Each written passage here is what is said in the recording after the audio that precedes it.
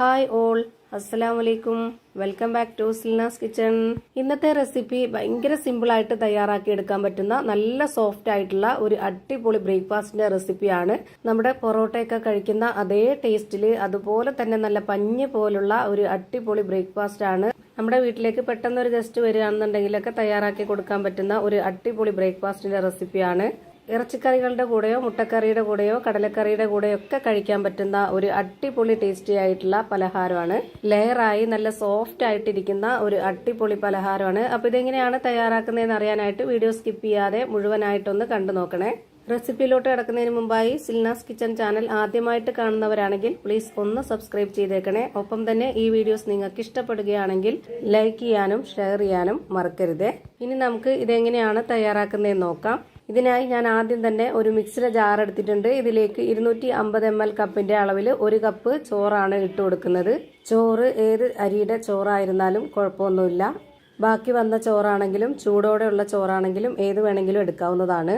ഞാനിപ്പോൾ ഇതിലേക്ക് ഇട്ട് കൊടുത്തിട്ടുള്ളത് ബാക്കി വന്ന ചോറാണ്. ഇനി ഇതിലേക്ക് ഒരു കോഴിമുട്ട പൊട്ടിച്ചൊഴിച്ചു കൊടുക്കാം. പിന്നെ ആവശ്യത്തിനുള്ള ഉപ്പും കൂടെ ഇട്ട് കൊടുക്കുന്നുണ്ട്. ഇനി ഈ ചോറ് ഇട്ട് കൊടുത്ത അതേ കപ്പ് അളവിൽ തന്നെ ഒരു 1/4 കപ്പ് അളവിലുള്ള വെള്ളം ഒഴിച്ചു കൊടുക്കുന്നുണ്ട്. ഇത്രയും മാത്രം മതി. ഇനി നമുക്കിത് നന്നായിട്ടൊന്ന് അരച്ചെടുക്കാം. ഇനി ഇത് നന്നായിട്ടൊന്ന് അരച്ചെടുത്ത ശേഷം ഒരു പാത്രത്തിലേക്ക് മാറ്റുന്നുണ്ട്. ഈ ഒരു അരച്ചെടുത്ത ചോറിന്റെ പരുവം നിങ്ങൾക്ക് കാണുമ്പോൾ തന്നെ മനസ്സിലാവുന്നുണ്ടാവും. ഇതേ പരുവത്തിലാണ് നമ്മൾ അരച്ചെടുക്കേണ്ടത്. ഇനിയിപ്പോൾ ആ ഒരു മിക്സിയുടെ ജാറിൽ ഇരിക്കുന്നതെല്ലാം ഞാൻ കൈവച്ചിട്ടൊന്ന് തുടച്ചിട്ട് കൊടുക്കുന്നുണ്ട്.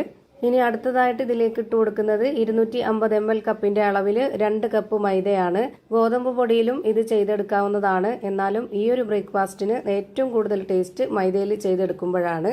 അപ്പൊ ഞാനിവിടെ 2 കപ്പ് മൈദയും ഇട്ട് കൊടുത്തതിന് ശേഷം കൈ വെച്ചിട്ട് ഇതുപോലെ നന്നായിട്ടൊന്ന് മിക്സ് ചെയ്തിട്ടെടുക്കുന്നുണ്ട്.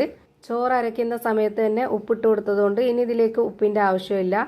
ഈ ഒരു ചോറിന്റെ നനവ് വെച്ചിട്ട് തന്നെ നമുക്കിത് നല്ല പോലെ കുഴച്ചിട്ടെടുക്കാവുന്നതാണ്. വേറെ വെള്ളമൊന്നും ഒഴിച്ചു കൊടുക്കേണ്ട ആവശ്യമില്ല.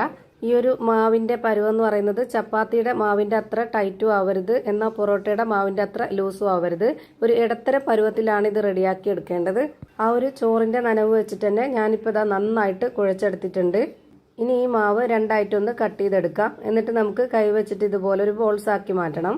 അങ്ങനെ ഇപ്പോൾ ഈ ഒരു 2 മാവും ഇതുപോലെ ബോൾസ് ആക്കി മാറ്റിയിട്ടുണ്ട്. അതിൽ നിന്ന് ഒരെണ്ണം എടുത്തിട്ട് നമ്മൾ ഇതുപോലെ ഒരു ബോർഡിലേക്ക് കുറച്ച് പൊടി ഇട്ട് കൊടുത്തതിന് ശേഷം അതിലേക്ക് വെച്ച് കൊടുത്തിട്ട് ഇതുപോലെ നന്നായിട്ടൊന്ന് പരത്തിയെടുക്കുക. നിങ്ങൾ ഇതേപോലെ തന്നെ ബോർഡിൽ തന്നെ ചെയ്തെടുക്കണമെന്നൊന്നുമില്ല. കൗണ്ടർ ടോപ്പിലോ അല്ലാന്നുണ്ടെങ്കിൽ ഏതെങ്കിലും പരന്ന പാത്രത്തിലോ ഒക്കെ വെച്ചിട്ട് ഇതുപോലെ പരത്തിയെടുത്താൽ മതി. ഇപ്പോൾ ഞാനിവിടെ മാവ് നന്നായിട്ട് വലിച്ച് ഇതേപോലെ പരത്തിയെടുത്തിട്ടുണ്ട്. ഇനി നമുക്ക് ഇതിലേക്ക് ഓയിൽ ഒന്ന് സ്പ്രെഡ് ചെയ്ത് കൊടുക്കാം. ഇങ്ങനെ ചെയ്യുന്നത് നമ്മൾ പൊറോട്ടയുടെ ഒക്കെ പോലെ ചെറിയൊരു ലെയർ ആയിട്ട് കിട്ടാൻ വേണ്ടിയിട്ടാണ്. പൊറോട്ടയുടെ അത്രയും കിട്ടില്ലെങ്കിലും ചെറുതായിട്ടൊരു ലെയർ ആയിട്ട് ഇരിക്കാൻ വേണ്ടിയിട്ടാണ് ഇങ്ങനെയൊക്കെ ചെയ്തെടുക്കുന്നത്.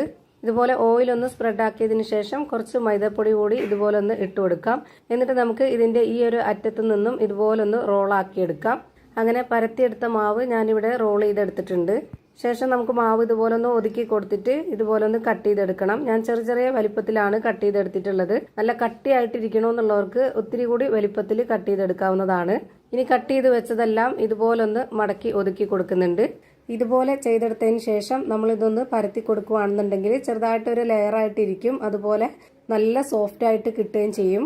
പൊറോട്ടയൊക്കെ കഴിക്കുന്നതിന്റെ ആ ഒരു ടേസ്റ്റിലും ആ ഒരു ആകൃതിയിലൊക്കെയാണ് നമുക്കിത് കിട്ടുന്നത്. ഇനി ഈ ഒരു ബോർഡിലേക്ക് ഒരെണ്ണം എടുത്ത് വെച്ചിട്ട് അതിലേക്ക് കുറച്ച് പൊടി ഇട്ട് കൊടുത്തതിന് ശേഷം ഇതുപോലെ നന്നായിട്ടൊന്ന് പരത്തിയെടുക്കാം. ഈ ഒരു മാവ് നമ്മൾ ഒരുപാട് ഇട്ട് കുഴച്ചിട്ടില്ല. റെസ്റ്റ് ചെയ്യാൻ വെക്കേണ്ട ആവശ്യമില്ല. നമ്മൾ പെട്ടെന്ന് തന്നെയാണ് കുഴച്ച് അതേപോലെ തന്നെ പരത്തിയെടുക്കുകയൊക്കെ ചെയ്യുന്നത്. അതുകൊണ്ട് തന്നെ നമുക്ക് വീട്ടിലൊരു ഗസ്റ്റ് വരികയാണെന്നുണ്ടെങ്കിലോ അല്ലാന്നുണ്ടെങ്കിൽ രാവിലെയോ രാത്രിയോ ഒക്കെ പെട്ടെന്ന് ഉണ്ടാക്കണം തോന്നുമ്പോഴൊക്കെ ഉണ്ടാക്കിയെടുക്കാൻ പറ്റുന്ന നല്ലൊരു പലഹാരമാണ്. ഇപ്പോൾ ഇതാ പരത്തിയെടുത്തിട്ടുള്ള ആ ഒരു മാവ് ഞാൻ കാണിച്ചു തരാം. ഈ ഒരു വലിപ്പത്തിലും ഈ ഒരു കട്ടിയിലുമാണ് ഞാനിത് പരത്തിയെടുത്തിട്ടുള്ളത്. ഇതുപോലെ തന്നെ ഒരെണ്ണം കൂടെ ഞാനിവിടെ പരത്തി കാണിക്കുന്നുണ്ട്. നമ്മൾ റെഡിയാക്കി വെച്ചിട്ടുള്ള ആ ഒരു മാവിൽ നിന്ന് ഒരെണ്ണം എടുത്ത് ഇതുപോലെ ബോർഡിലേക്ക് കുറച്ച് പൊടി ഇട്ട് കൊടുത്തതിന് ശേഷം ഇതുപോലെ നന്നായിട്ടൊന്ന് പരത്തിയെടുത്തിട്ടുണ്ട്. ഇതേപോലെ തന്നെ എല്ലാം പരത്തിയെടുത്ത് ഒരു പാത്രത്തിലേക്ക് മാറ്റിയിട്ടുണ്ട്. ഇനി നമുക്കിതൊന്ന് ചുട്ടെടുക്കാം. അതിനായി ഞാനിവിടെ ഒരു പാൻ സ്റ്റൗവിലേക്ക് വെച്ച് ഫ്ലെയിം ഓൺ ആക്കി കൊടുത്തിട്ടുണ്ട്. അതിലേക്ക് കുറച്ച് ഓയിൽ ഒന്ന് സ്പ്രെഡ് ആക്കിയതിന് ശേഷം ഇതുപോലെ പരത്തിയെടുത്ത മാവ് ഇട്ട് കൊടുത്തു. ഇനി ഇതിന് മുകളിലേക്ക് കുറച്ച് ഓയിൽ ഒഴിച്ചു കൊടുക്കുന്നുണ്ട്. ഈ ഒരു ഓയിൽ ഒഴിച്ചു കൊടുത്തിട്ട് ഇത് ചുട്ടെടുക്കുമ്പോഴാണ് പൊറോട്ടയുടെ ഒക്കെ അതേ ഒരു ടേസ്റ്റിൽ കിട്ടുന്നത്. ഇനി നിങ്ങൾക്ക് ഓയിൽ ഒഴിച്ചു കൊടുക്കണ്ട എന്നുണ്ടെങ്കിൽ അങ്ങനെയും ചുട്ടെടുക്കാം, കുഴപ്പമൊന്നുമില്ല. ഇനി ഇതൊന്ന് തിരിച്ചിട്ട് കൊടുക്കാം. എന്നിട്ട് അതിന് മുകളിലേക്ക് കുറച്ചുകൂടി എണ്ണ ഒഴിച്ചു കൊടുക്കണം. രണ്ട് സൈഡിലും എണ്ണ ആക്കി കഴിഞ്ഞാൽ പിന്നെ നമുക്ക് തിരിച്ചും മറിച്ചൊക്കെ ഇട്ട് കൊടുത്തിട്ട് ഇത് നന്നായിട്ടൊന്ന് വേവിച്ചെടുക്കാം. ഇപ്പോൾ ഇവിടെ ഒരു സൈഡ് നന്നായിട്ട് വെന്ത് കിട്ടിയിട്ടുണ്ട്. ഇനി ഈ ഒരു ഭാഗം കൂടെ ഒന്ന് വെന്ത് കിട്ടണം. ഒരു 3-4 സെക്കൻഡ് ആ ഒരു ഭാഗം കൂടെ വേവിച്ചെടുത്തതിന് ശേഷം ഇനി നമുക്കിത് പാനിൽ നിന്ന് മാറ്റാവുന്നതാണ്. ഇനി രണ്ടാമത് ഇട്ട് കൊടുക്കുമ്പോൾ ആ ഒരു പാനൊന്ന് തുടച്ചിട്ട് വേണം ഇത് ഇട്ട് കൊടുക്കാനായിട്ട്. അല്ലാന്നുണ്ടെങ്കിൽ അതിലുള്ള ആ ഒരു പൊടികളെല്ലാം ഈ ഒരു മാവിലായിട്ട് ആകെ കരിഞ്ഞു പോവും.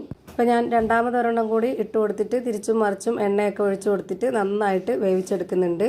ഇപ്പോൾ ഇതിൻ്റെയും രണ്ട് സൈഡും വെന്ത് കിട്ടിയിട്ടുണ്ട്. നമുക്ക് ഇതുകൂടി എടുത്ത് മാറ്റാം. ഇതേപോലെ തന്നെ ഞാനിവിടെ എല്ലാം ചെയ്തു വെച്ചിട്ട് പൊറോട്ടയൊക്കെ അടിച്ചെടുക്കുന്ന പോലെ ഇതുപോലെ കൗണ്ടർ ടോപ്പിലേക്ക് ഇട്ടിട്ട് ഇതുപോലെ ഒന്ന് ജസ്റ്റ് അടിച്ചെടുക്കുന്നുണ്ട്. ഇപ്പോൾ ദാ അടിപൊളി ടേസ്റ്റി ആയിട്ടുള്ള നല്ല സോഫ്റ്റ് ആയിട്ടുള്ള പഞ്ഞ് പോലെ ലെയർ ആയിട്ടുള്ള ഒരു അടിപൊളി ബ്രേക്ക്ഫാസ്റ്റ് റെഡിയായി കിട്ടി. ഏത് കറികളുടെ കൂടെ വേണമെങ്കിലും നമുക്ക് കഴിക്കാവുന്നതാണ്. അപ്പോൾ ഇത്രയേ ഉള്ളൂ ഇന്നത്തെ വീഡിയോ. വീഡിയോ ഇഷ്ടമായാൽ ലൈക്ക് ചെയ്യാനും കമൻറ്റ് ചെയ്യാനും ഷെയർ ചെയ്യാനും മറക്കരുത്. പുതിയൊരു വീഡിയോയുമായി വീണ്ടും വരും. Thank you for watching.